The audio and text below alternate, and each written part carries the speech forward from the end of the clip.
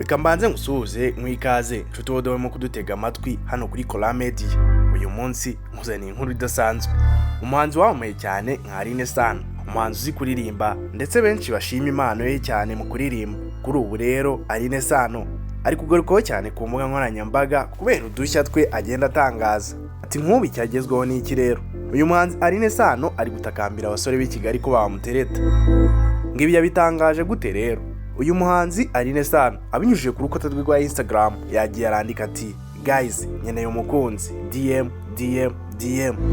Nkuko tubimenyereye umuntu wanditse ari gutebya ashyiraho utimoji. Uyu mukobwa akaba yanabyanditse ari seriye ko nta tuyimoji yigeze ashyiraho, ndetse iyi story yiwe yamazeho amasaha 28 yose ntago yigeze ayisiba.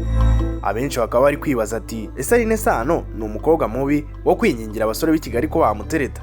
Ngayo nguko Abanyarwanda barabivuze ati burya bwose koko ngo nawe atangiye kubona ageze mu myaka y'izabukuru, none atangiye kwingingira abasore b'ikigali ngo bamuterete.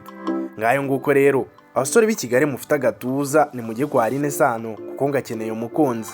Mbibutsa ko iyi ari Kora Media, niba utarakanda subscribe ikore none kugira tuzacikanwa n'amakuru yizewe tukugezaho umunsi ku munsi.